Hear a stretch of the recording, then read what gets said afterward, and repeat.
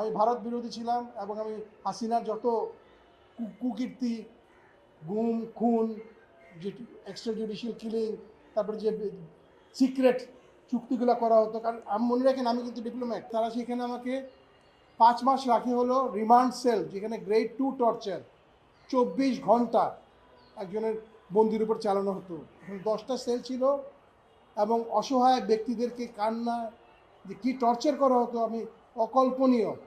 বাংলাদেশের একজন সাবেক রাষ্ট্রদূত অ্যাম্বাসেডর মারুফ জামান তিনি গুমের শিকার হয়েছিলেন, ওই বিষয়ে তিনি অভিযোগ দায়ের করেছেন। তিনি নিজেই ব্রিফ করবেন, আমরা থাকছি না, উনি ব্রিফ করবেন।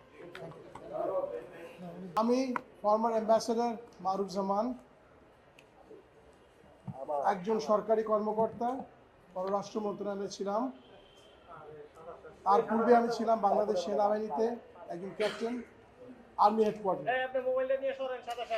আমাকে 2017 4 ডিসেম্বর 4 ডিসেম্বর আমি যখন যাচ্ছিলাম এয়ারপোর্টে নিজে গাড়ি চালিয়ে আমার মেয়েকে আনার জন্য, সেখান থেকে আমাকে DGFI director general of forces intelligence, army, navy and air force মিলিটারিটা কুখ্যাত আয়নাঘর কিংবা যেটা বলেন টিএফআই, তাদের লোক আমাকে অস্ত্রের মুখে তা টেনে নিয়ে যায়। এই ঈদে জামা জুতো অ্যাক্সেসরিজের ডিসকাউন্ট।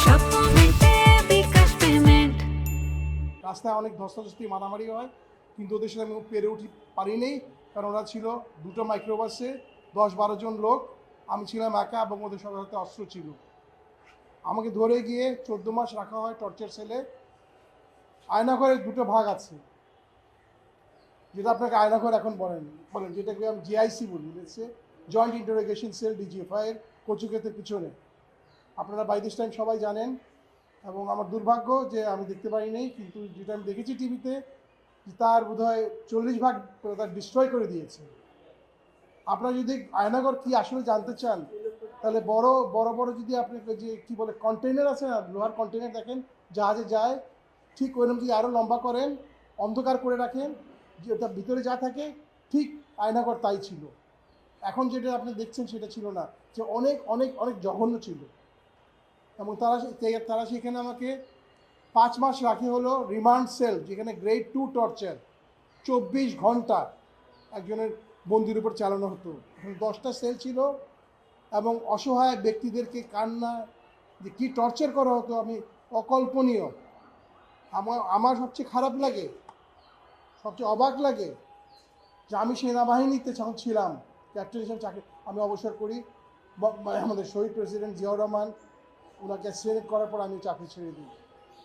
এবং তারা যেই কর্মকর্তারা আমার সাথে চাকরি করেছে এবং বিদেশি দেশে, সেই ব্রিগেডিয়ার, সেই কর্নেল, তারাই অবসর নিয়ে আমাকে যে অমানসিক অত্যাচার করতো, যেটা কি মানুষ? এটা কি মানুষ না? কেন এসেছেন আপনি? আমি দায় করতে, অভিযোগ দিতে যে এদের যারা পারপিট্রেটর, যারা শেখ হাসিনা, জি আমি অভিযোগ দিয়েই আসছি। জি না, কার বিরুদ্ধে অভিযোগ দিয়েছি ওটা যদি আমাকে ট্রাইব্যুনাল বলতে, শেখ হাসিনা ছিল, তারেক জিয়ার রহমান ছিল, তারেক সিদ্দিক ছিল, আর্মি চিফ ছিল, নাম যদি আমি জানি না, ট্রাইব্যুনাল যদি আমাকে বলতে বলবো, আমি সেটা যদি ট্রাইব্যুনাল আমাকে বলতে আমি সেটা বলবো। সংখ্যাটা মনে নেই আমার, ট্রাইব্যুনাল জানবে। ট্রাইব্যুনালটা আমি নামগুলো আমি সংখ্যাটা দেবো না। Sheikh Hasina and a team, 2019 16 April 2019 March. আমাকে নিয়েছিল কেন? আমি ভারত বিরোধী ছিলাম এবং আমি হাসিনার যত কুকীর্তি, গুম, খুন, যে এক্সট্রা জুডিশিয়াল কিলিং, তারপরে যে সিক্রেট চুক্তিগুলো করা হতো, কারণ আমি মনে রাখেন আমি কিন্তু ডিপ্লোম্যাট। আমি জানতাম তারা কী করছে এবং আমি সেগুলো লিখতাম। তারা আমাকে অনেক ওয়ার্নিং দিয়েছে, লেখা বন্ধ করো। আমি বলছি না, আমার কলম আপনারা বন্ধ করতে পারবেন না। সেই জন্য আমি লিখতাম।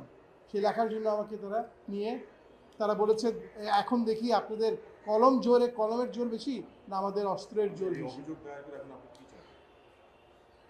আমি চাই সৎ বিচার। আমি তো শুধু আমি না, আমার মতো হাজারো লোক ছিল। সেই ক্যাম্পের ভিতরে 20টা ছিল নর্মাল রুম, 10টা ছিল রিমান্ড, 10টা ছিল নর্মাল পুরনো পাকিস্তান আমল সেল, আর 2টা ছিল ভিআইপি সেল।